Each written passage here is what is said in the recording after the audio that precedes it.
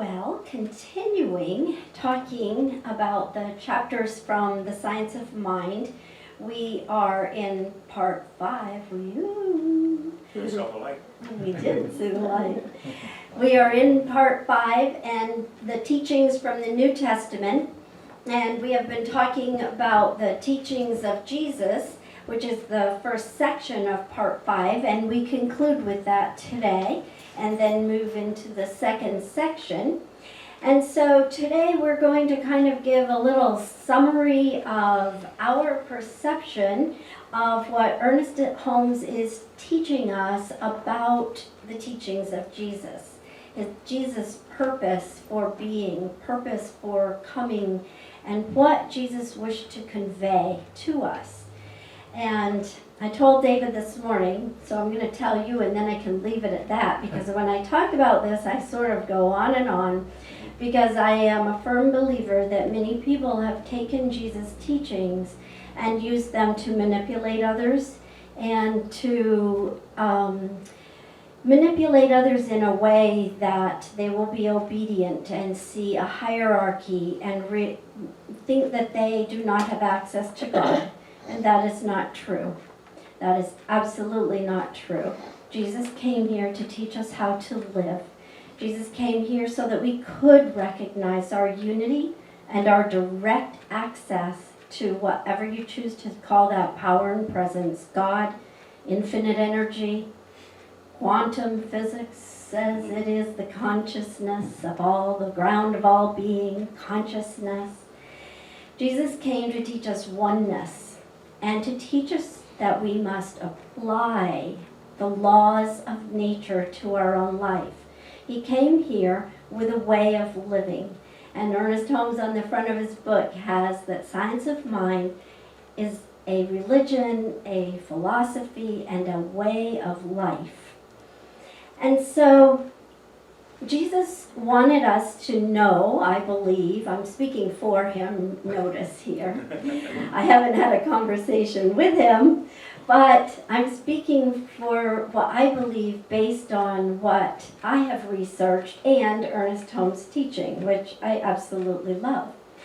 And so what he was teaching us was that when we think at only one level, and that level would be the physical, because we are physical beings, and we are so much more than that.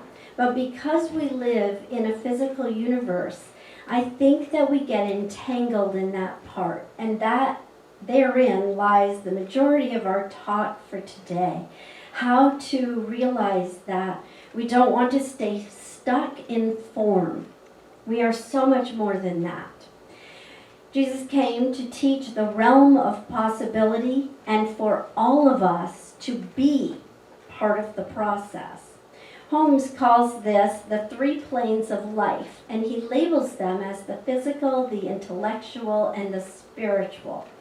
And we are going to be talking about the 3 of them and using the law, using the intellect, using the mind, using the action of life, and the being of the law.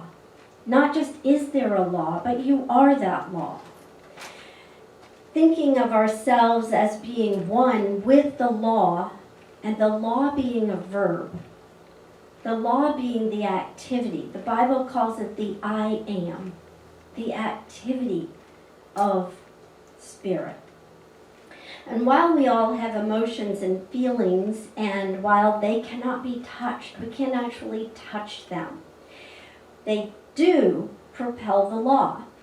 Our emotions, our feelings, the way that we show up with them, propel the law and propel our next tomorrow. Nothing Jesus said was literal, and I kind of went back and forth with that word nothing, but I'm going to use it. You can translate it as most if you'd like to. I'm going to say nothing that he said did he mean literal. He came to give a metaphysical description and life for us to act upon. An idea that is beyond the surface, beyond the physical. Law is an active process. God, as all that is has no separation. And therefore, as all that is God, we are of that. There is no separation for us either. We are both love and law simultaneously. We are an ever-evolving, ever-active process of eternal life. And Jesus' message was on how to live that life. And we are each able to live that life to the degree that we personally understand and apply it. Well, Deborah basically told you everything I'm going to say. Well, the summary only. But that's part of a good speech, you know, say what you're going to say, and then say it, and then she'll probably come afterwards and tell you what I said. And I'm going to tell you what Ernest Holmes says. Ernest Holmes says, we live on 3 planes at the same time, the physical, the intellectual, and the spiritual. To attempt to desert any of these to the cost of the others is abnormal. To live only on the physical plane is to become a brute. To live on the intellectual plane alone might produce a learned and a scientific man, but he would lack true perception. To live on the spiritual plane might cause one to become a dreamer without any practical way of making his dreams come true. Man is a threefold principle of life and action. He is spirit, soul, and body. From the spirit he receives inspiration and guidance. In the soul he finds the perfect law of life, and through the body he proves that he is a real individualization of the invisible principle. That's a beautiful phrase, isn't it? In the body we prove that we are real individualizations of invisible principle. There was talking about the fact that we can't touch feelings and emotions. They're invisible, but they are reality to us as we go through them. And they actually propel the law into action. Pretty fascinating. Invisible principle. I believe that the purpose of the teachings of Jesus was to teach us how to live simultaneously on all 3 planes, and I believe that his life was an example of how to do that. And it was to understand the deeper meaning of life. His use of parables allows us, well actually it requires us to look for a deeper meaning, because he, as Deborah said, he doesn't speak literally, he speaks in parables and metaphors and so on. And so it allows us and actually requires us to look at ourselves to make a personal connection to what he's talking about, to find out our own interpretation of what that means. I believe that fundamental Christianity often makes a mistake of getting only the literal meaning out of the Bible and taking it all literally. And I believe we can only look at parables and metaphorical ideas metaphysically, and to be able to truly understand them and actually to be able to apply them to everyday life. Otherwise, we're hearing stories like watching television movies, they don't really apply to us. We need to look at ways to make a difference in our own lives. Jesus encouraged his listeners to find personal correlations to lend meaning to his teachings. He knew that if people would look beyond the surface to look within, they would begin the process of self-balancing all those planes of life that we live upon. And basically that's what metaphysical means. It means to look beyond the surface. And religion means to reconnect or realign with our spiritual nature, the truth of who we are. And these practices together enable us to reawaken the truth of who and what we are. As Jesus said, to be born again, to reawaken, to see a new perspective, to see a new idea of who we are, the truth of who we are. I think it's like working on your computer, and sometimes you get so muddled up in there you really have to just reboot it, or refresh, or renew, or revive, or restore, or rejuvenate, or basically just come back to the original settings. Coming back to the original settings is coming back to recognize the truth of who I am, even though the physical experience seems to influence my perspective, my perception of life. The truth is I'm a spiritual being. I'm an intellect, and a spiritual intellect. I'm also a spiritual being having a physical experience. So I believe Jesus' aim was for us to remember our unity with all that is and learn how to apply that to everyday life. To know that we don't need to work through any other entity outside of ourselves, or go to any outside power, even God or Jesus, because we are one with all that is. We state that in our prayer that we do, our treatment. The first part of it is saying God is all that is. And if God is all that is, and if I am, then God is all that I am. And so therefore, I am intimately connected with universal energy, and I can't possibly pull myself away from it. He demonstrated that we have direct access to the infinite power of the universe because we are it. We are the unlimited, infinite power of the universe. Jesus never accepted responsibility for our lives and making our own decisions. He told us how to use the same laws that he used so that we could get the same results. Thank you. His life was an example of how to live on all three planes of life at the same time. And anybody who's been in Science of Mind knows that that is very simple, and it's also quite a challenge. We live on three planes: the physical, the intellectual, and the spiritual. Now here's something that caused me a lot of thought this week, and an awakening, and a new idea. And I was born again with this new idea. And I believe that most of us who've been in Science of Mind for a while have grown accustomed to recognizing our oneness with God. We say it all the time. We say God is all that is, and if God is all that is, and I am, therefore, all I am is God. And so therefore, I am one with the universal energy of the universe. I'm one with all that is. And that's pretty common for us to be able to accept that and understand what that really means. Living on the physical plane takes extremely little effort. If you ever walk around your house at night, you're constantly reminded of your physical existence because you bump into things, and you remind yourself that I'm a physical being. And we look around us, even in here, in this space, and we know we are individualized entities, physical entities. My space ends where yours begins, and so on. So we have a pretty good understanding of that. My realization was, do we ever recognize or balance our living on the intellectual plane or in the realm of universal law? Do we ever think of ourselves as being one with the law? The law is kind of tricky because the law is an action thing. As Everett said, it's a verb. The law is not something that we can actually attach ourselves to necessarily. And remember last week I was talking about using the law, and I said it's like when we bake a cake, we put all the ingredients together and then release it into the oven and let it go through the process of whatever's happening in there chemically and so on to create a cake. We release our thoughts and our beliefs in a universal law and then let the law take over. I thought it's kind of an interesting concept. We constantly are always releasing into something else. Well, if we are one with all that is, we are not separate from the law. But I don't always feel that way. And sometimes I feel like we're released into the law. And like sometimes like in Christian beliefs, we release things into Jesus' hands, so he'll fix it for us. And that's not how it works.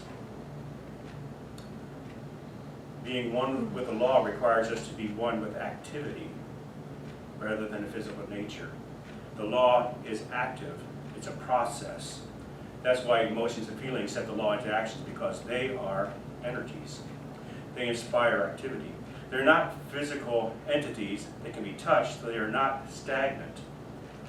Manifestations are stagnant because they come into form and substance, and so therefore have a beginning and an end. And so therefore they are stagnant. They can't grow any further than they are unless we change them through consciousness. Possibility waves are fluid. When they collapse into form, they're no longer fluid. They are form.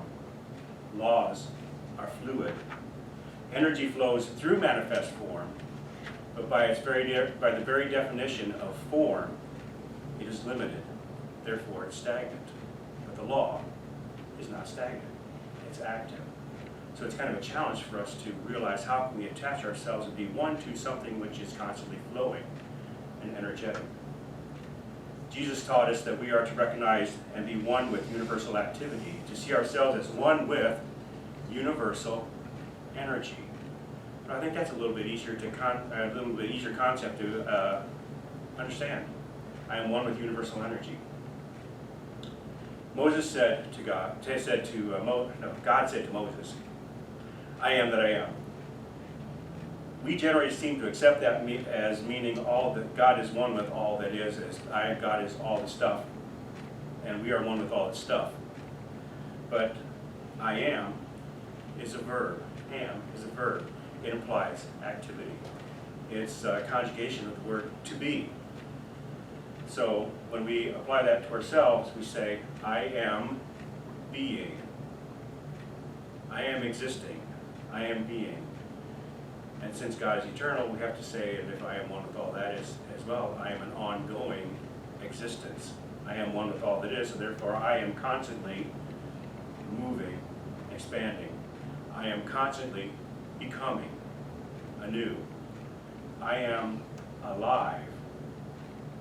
If we draw the distinction between that which is alive, between that is expanding and moving, as opposed to not, because it's stuck in form. We say, I am alive. That is a sense of being. God is a being. I am life being expressed through me. So therefore, using all those statements, I can connect myself, I can unify myself with the law, because that's exactly what the law is. That's also what Jesus meant when he said, I am the light of the world. Light is energy. Jesus was a man, so how can he say, I am light, I am energy? Obviously, it's a metaphor. Obviously, it's metaphysical thinking. He was saying that he was energy demonstrating in manifest form. He was energy that reveals truth, awakening, as light seems to dispel darkness.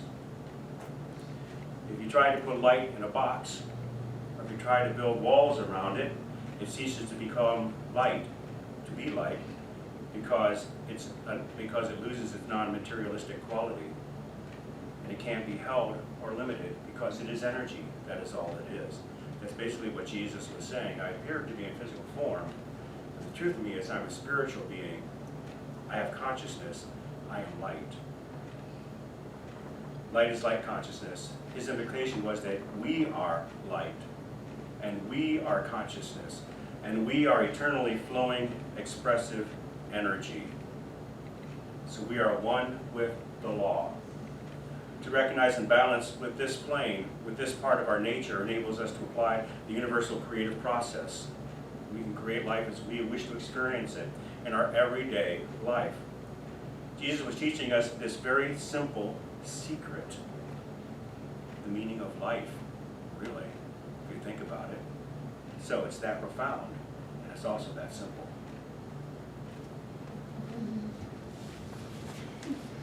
Nice. We had some absolutely fantastic talks this week about the law and keeping and understanding the law as one with our own being. A part of what Ernest Holmes wrote in this was in John 6:27, and Jesus said, "Labor not for the meat which perisheth."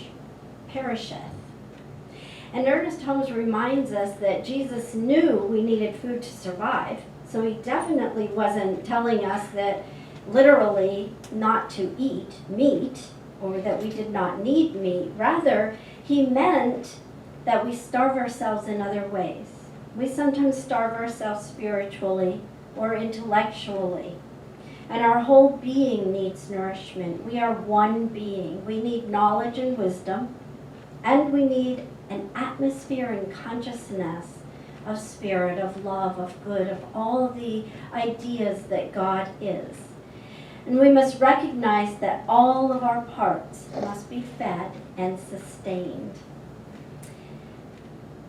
Stephen Covey talks about the idea of putting first things first. Anyone heard that one? Putting first things first? I love his writings. And in it, he makes the distinction between things that are urgent and things that are important. And you know, at first glance, you might think, oh, I must do the things that are urgent. But no, no, no, no. You should not. You should do the things that are important to you, because those are the things that matter. The things that are truly important to us are where we should place our time and attention. We need to bring our A game to the things that really matter to us, that we call important, so that we create more of them. Give them all our attention, because whatever we give our attention to grows. And you will notice that in this world of ours, and with the people that we interact with in our jobs or our neighbors or the government or whatever it may be, the news, there are many urgent ideas clamoring for your attention. And you may indeed wish to give some attention to some of those because you feel that they are important and you are called to that mission. And that's well and good. But look carefully at how you're giving your attention. Make the distinction clear within yourself for what is truly the most important to you, for you. And I bet all of us right now in the room are going to the things that are most important to us, or the ideas that are most important to us. And what that does is place our focus there. And to the degree that we are giving it the energy of good or bad, quote unquote, we are creating more of that. Stephen Covey calls these topics the big rocks, the things that are most important to us, the big rocks. For me, it's family and it's spirituality. He says that these things get first position in our lives, that we must be aware of the urgent things that interrupt, distract, and consume our precious time, so that we are able to refocus on the things that are most important to us. And someone said, and I love this because this is one of my decisions for what's most important for me, no one on their deathbed ever says, I wish I'd spent more time in the office. Right? We don't hear that. So what's important? Well, those 3 planes that David talked about, we probably understand the physical the best, and I agree with David, the spiritual. It's pretty easy for us to understand love to a deep degree and to go to that place in meditation, to understand that law, that intellect, the mind of action, and to absolutely know that we are one with that. David explained that to me in a way that I said, wow, you put words to that beautifully. I love that. I've never used this word in my talks because I think people would maybe not get it. But for me, that understanding that I'm one with law, for me, is a swirl. Now, you might think of a swirl as chaos or a tornado, but for me, a swirl isn't. For me, a swirl is the connection of releasing into a law that is ever in action, always in process. It's within me, it surrounds me, and it is you. I am one with you. There is no separation. What I give to you, I give to me. And that is truth. So it is for us to become very honest with these terms and these ideas, honest within ourselves. Doesn't affect anyone else necessarily, but honest within ourselves to what degree we are on that spectrum in the balance between our physical, our intellectual, or the law of mind action, and the spiritual. And to absolutely know that we are using what we are, both love and law, to bring forth the life that we desire.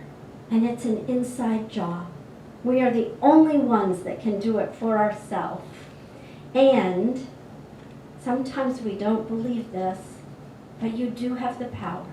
Some things happen in our lives and we may not feel like we have the strength to endure just this one more thing. And I can remember a time when someone said, oh my gosh, you are just so strong.